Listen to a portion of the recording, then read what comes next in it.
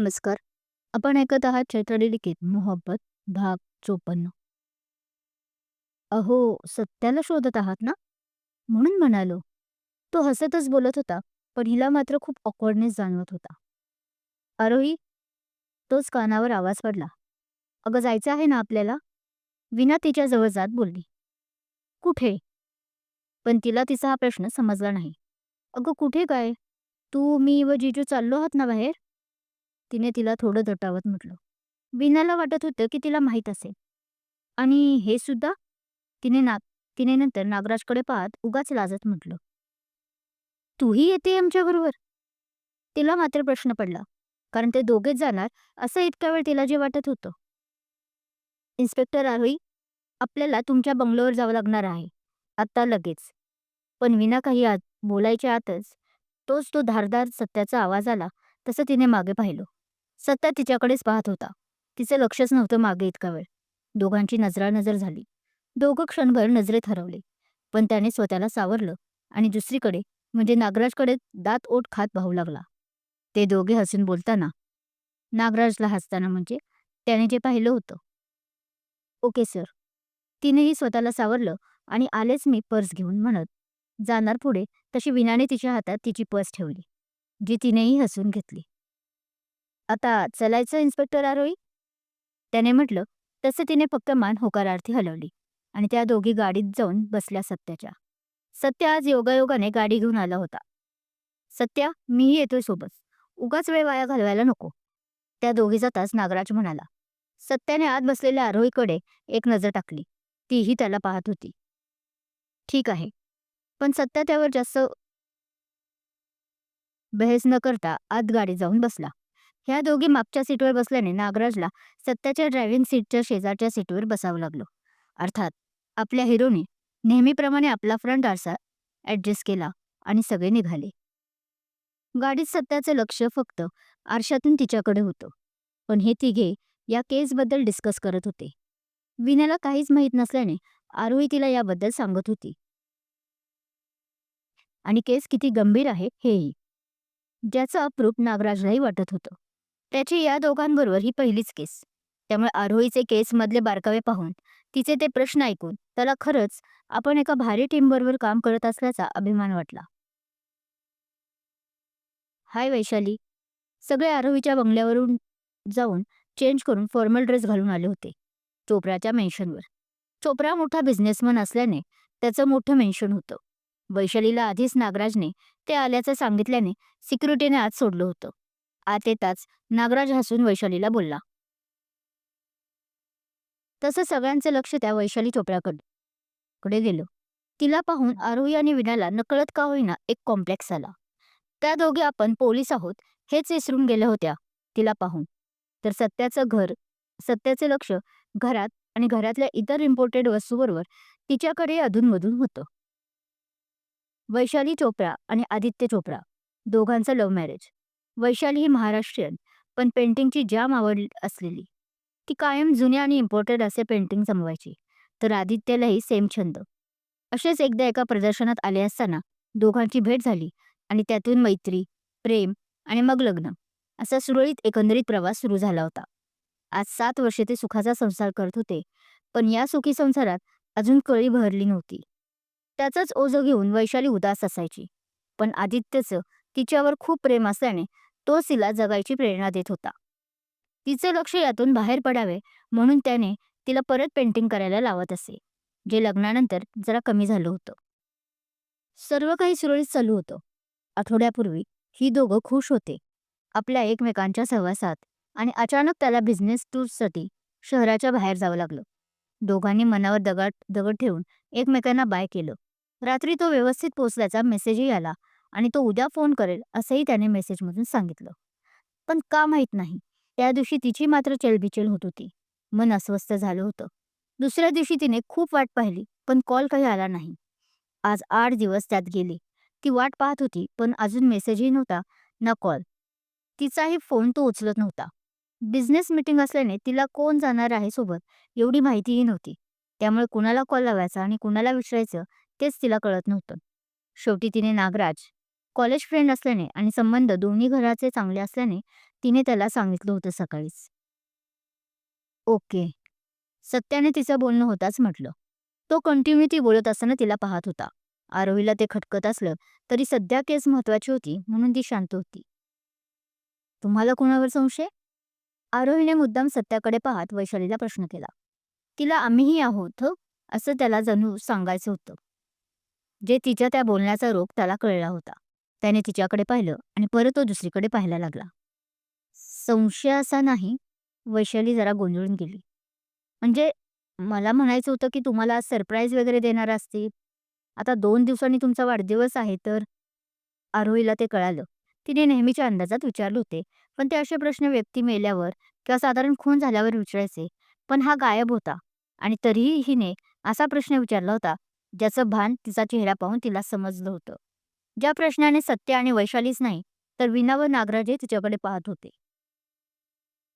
तुम्ही कुठे गेले होते ते आय मीन सिटी वगैरे ते तरी सांगू शकाल का? परिस्थितीचं गांभीर्य लक्षात घेऊन पटकन सत्यानेच पुढे वैशालीला प्रश्न केला. हो, मालवणला. हा काय? त्या हॉटेलचा ॲड्रेस, म्हणत तिने व्हॉट्सअपवर दाखवला मेसेज.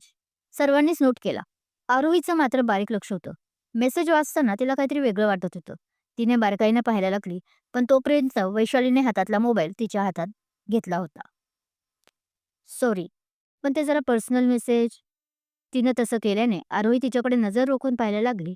तसं वैशालीने दिलगिरी व्यक्त करत म्हटलं, ओके ओके, नो इश्यू. त्यावर आरोहीनं उगाच स्माइली आणत म्हटलं. चौघेही मग तिथून निघाले आणि परत तिच्या बंगलोवर गेले. युनिफॉर्म जे घालायचा होता. काय दिसलं तुला असं आरू, जे तू पाहून आश्चर्यचकित झाली होती? चौकीत आल्यावर सत्याने तिला आपल्या डेस्ककडे बोलवलं. त्याचं असं अचानक बोलावणं ऐकून तिच्या मनात धडधड वाढली होती. तब्बल 4 दिवसांनी त्याने तिला बोलावलं होतं आणि आता त्यात तो तिला खूप प्रेमाने आरू म्हणून बोलवत होता. त्यामुळे आधी तर तिचं लक्ष त्याच्या बोलण्याकडे नव्हतंच. कानात फक्त आरू जो घुमत होता. इन्स्पेक्टर आरोही. त्याने मात्र आता थोडं मोठ्याने हाक मारली तसा तो भानावर आला. येस सर, ती तंद्रीत बोलली. मी काहीतरी विचारलं तुम्हाला. त्याने अजूनही त्याची नजर तिच्यावरून ढळून दिली नाही, पण आवाजात मात्र जरब होती. हं, काय सर? तिने खरंच त्याचं ऐकलं नसल्याने ती पुरती गोंधळून गेली. मॅडम, कुठं लक्ष आहे तुमचं? आता आवाजात अचानक सॉफ्टपणा आला आणि गालावर त्या 2 खळ्या. त्याला तिचं आपल्याकडे असं बघत राहणं मनावर गुदगुल्या करून जात होतं. 4 दिवस दोघंही तडफडत होते, जे होते ह्याच क्षणांसाठी. एवढाच अजूनही मी आवडतो, एवढं अजूनही प्रेम आहे माझ्यावर, तर का म्हणून ब्रेकअप केलास? त्याने अगदी शांतपणे विचारले. तुझा हा पजेसिव्हनेस सत्य. मला खूप त्रास होतो. तिने तिनेही यावेळी जास्त काही न बोलता एका वाक्यात त्याच्या प्रश्नाचं उत्तर दिलं. इन्स्पेक्टर सत्या, आपण केसबद्दल बोलायला आलो आहोत. पण तिने परत त्याच्या नजरेत स्वतःला वाहून न देता ती मुद्द्याचं बोलली.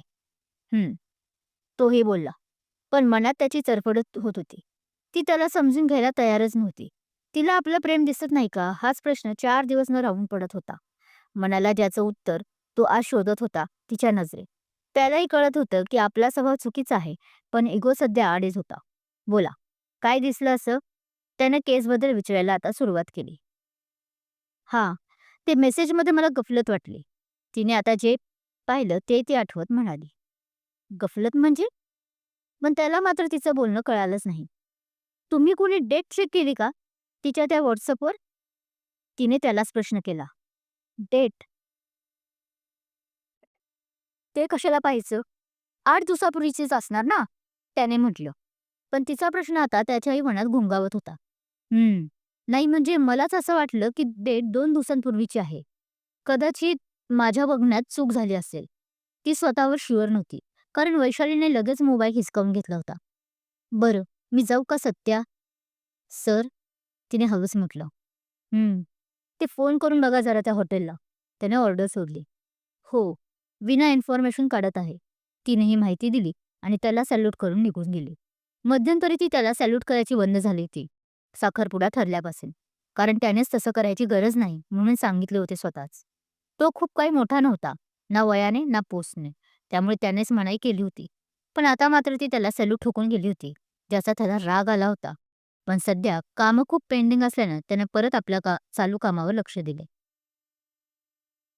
का कोणास ठाऊक. पण मला वैशालीचाही मोबाईल ट्रॅक करावा अशी इच्छा आहे. तिने मनाशीच म्हटलं आणि आपल्या खाजगी गुप्तहेरला तिच्याबद्दल माहिती काढायला सांगितली. शिवाय WhatsApp ट्रॅक करायलाही सांगितलं. मालवणमधून फोन आला होता त्या हॉटेल मॅनेजरचा. तिने आपल्या प्रायव्हेट गुप्तहेरशी फोन होतच नव्हता की वीणा तिथे आली. "काय म्हणाले?" तिनं घाईतच विचारलं. "हेच की तो 2 दिवसापूर्वी हॉटेलमध्येच होता. 2 दिवसापूर्वी त्याने चेकआउट केलं म्हणे, दुपारी 3 नंतर."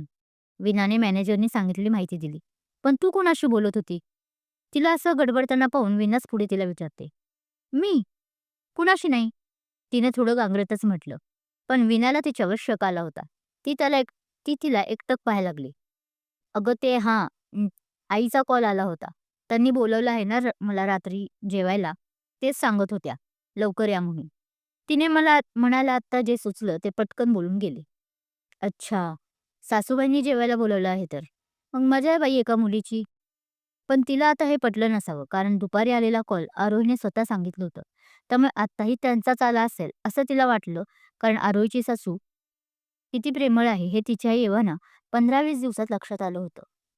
"अरे यार, म्हणजे आज मला एकटीलाच जेवायचं आहे म्हण की. मी तर आज म्हटलं होतं की पार्सल मागवूयात दोघी." तिने थोडं वैतागून म्हटलं. "तू आणि पार्सल?" आरोही याला आरोहीला यावर हसायला आलं. कारण हॉटेलचं खाणं वीणाला सोसायचे नाही. त्यामुळे ड्युटीवरून कितीही उशिरा आल्या दोघी तरी घरच डिनर बनवायच्या. "हो गं, आज खूप दमल्यासारखं झालं आहे मला." तिने चेहरा पाडून म्हटलं. तुझी ही मुंबईची पहिलीच केस नाही का? त्यामुळे तुला तसं होत असेल." तिनेही मग काळजीनं म्हटलं.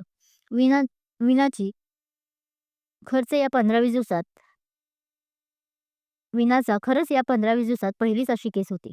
सत्याने तिला फक्त ट्रॅकर पूर्ण करायचं काम दिलं होतं या दिवसात. तसंही या काही दिवसात खूप कमीच केसेस आल्या होत्या त्यांच्या चौकीत. सो जास्त काही काम नव्हतं वीणासाठी. "हो ना, आणि किती हे ट्रॅफिक. 5 मिनिटाचा रस्ता, पण जायला मात्र अर्धा तास नाहीतर 1 तास लागतो पोचायला." तिने मुंबईच्या ट्रॅफिकची तक्रार मांडली.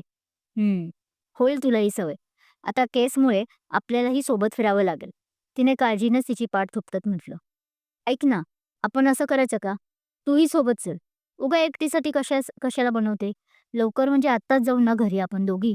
आईंना स्वयंपाकात मदतही करू गप्पा मारता मारता." तिने सुचवलं.